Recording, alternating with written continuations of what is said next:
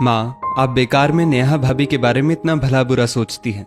मैं जब भी आती हूँ मुझे कभी बहन की कमी महसूस नहीं होने देती, और आपका भी तो कितना ख्याल रखती हैं। भैया को देखिए, अपने वैवाहिक जीवन से कितने संतुष्ट हैं।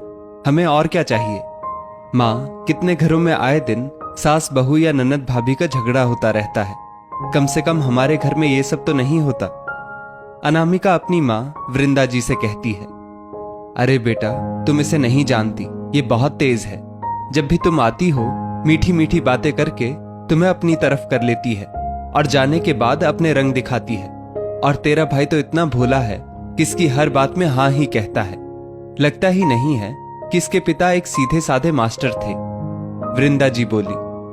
तभी वहां नेहा आई और वृंदा जी को दवाई देते हुए बोली, मम्मी जी, ये लीजिए। आज आप बीपी की दवाई लेना भूल गई हैं। कहीं कुछ सोच तो नहीं रही हैं? लगता है दीदी के आने की खुशी में आपको ध्यान नहीं रहा। आगे से ऐसी भूल मत कीजिएगा, क्योंकि जब भी आप दवाई नहीं लेती तो अगले दिन आपकी तबीयत बिगड़ जाती है। हाँ हाँ ठीक है बहू, एक दवाई क्या याद दिलाई, बड़ी बड़ी बातें करने लगी हो। तुम तो मेरी बेटी के सामने ऐसे जता रही हो कि मैं अब बूढ़ी हो गई हूं और तुम्हारे भरोसे इस घर में रह रही हूं। वृंदा जी बोली, मम्मी जी, बूढ़ी तो नहीं, पर दादी और नानी आप जरूर हो गई हैं। अब आप हिसाब लगा लीजिए कि आपकी उम्र क्या हुई है। नेहा की बातें सुनकर अनामिका हंसने लगी, और नेहा हंसते हुए सूखे हुए कपड़ों को उठाने लगी।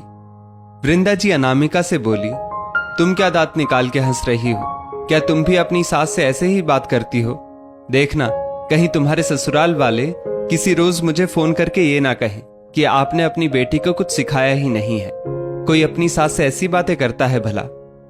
नेहा बोली, मम्मी जी, पर आपने तो मेरे मम्मी पापा को कभी मेरी शिकायत नहीं की है। बहू, तुम अपने माता पिता जैसी बिल्कुल नहीं। अरे तुम्हारे माँ बाप तो गाय हैं गाय, पर क्या अपनी सास से कोई ऐसा मजाक करता है? वृंदा जी बोली। नेहा मुस्कुराकर अपनी सास के गले लगकर बोली, मम्मी जी, जरूरी तो नहीं कि बहू अपनी सास से मस्ती मजाक ही ना करे। आखिर यहाँ मेरी माँ तो है नहीं, तो सास को ही माँ समझकर हंसी मजाक कर लेती हूँ। क्यों दीदी, क्या मैं गलत कह रही हूँ? नेहा हंसते हुए कपड़ों को लेकर कमरे में चली गई। बहू वाले कोई लक्षण नहीं है तेरी भाभी में।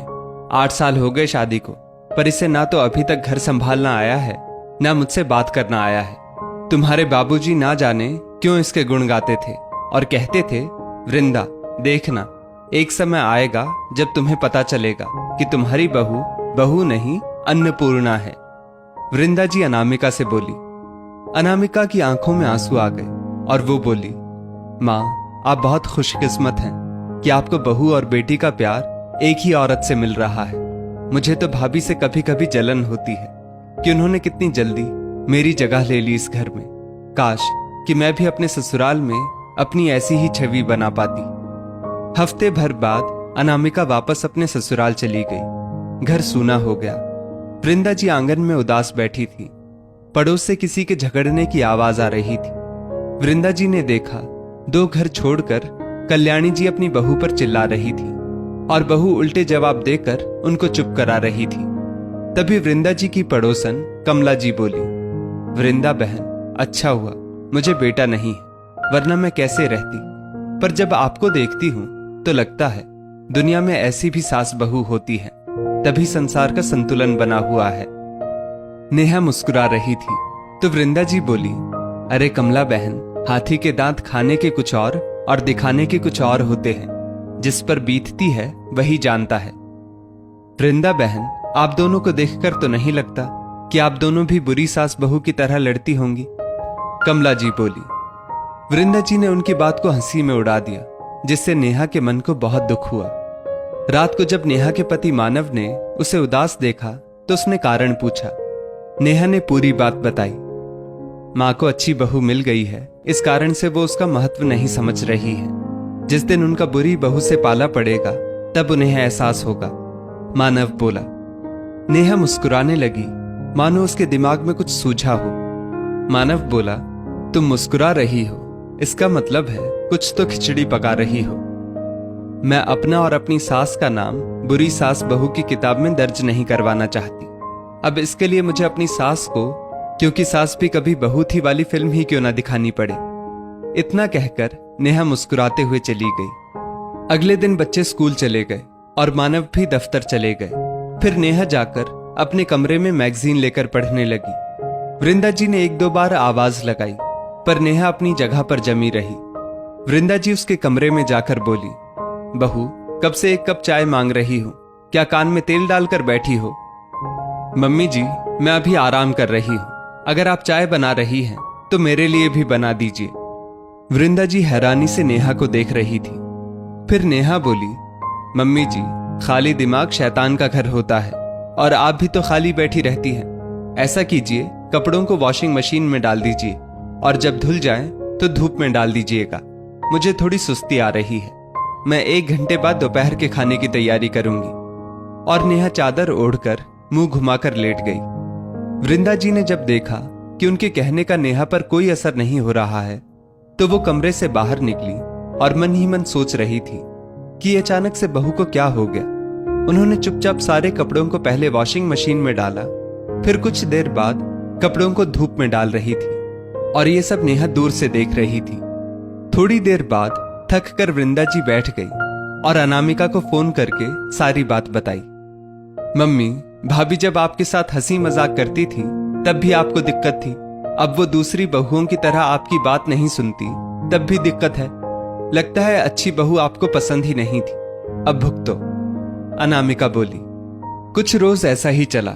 नेहा घर के काम तो करती, परंतु कुछ काम वृंदा जी से करवाती थी और उनसे ठीक से बात नहीं करती थी। करीब 1 हफ्ते बाद जब घर में कोई नहीं था, वृंदा जी नेहा से बोली, बहू, तुम्हारे व्यवहार में इस तरह से बदलाव, सोचो लोग देखेंगे तो क्या कहेंगे कि ये दोनों के रिश्ते भी खराब हो गए। बहू, इसकी कल्पना ना तो तुम्हारे ससुर जी ने और ना मैंने की थी, फिर तुम ऐसे कैसे बदल गई? और वृंदा जी की आंखों में आंसू आ गए। नेहा से अब रहा नहीं गया। उसने झट से वृंदा जी को गले से लगा लिया, उनके आंसुओं को पोंछते हुए बोली, मम्मी जी, मैं आपको यही तो समझाना चाहती थी कि बहू अगर सास के साथ मां जैसा व्यवहार करे तो वो अपमान नहीं, अपनापन होता है। आप भी तो कभी बहू थी, हम दोनों क्यों उन बुरी सास बहू में अपना नाम दर्ज करवाएं? अब आप बताइए, आपको मैं पहले जैसी थी या अब जैसी बनी, कौन सी वाली बहू पसंद है?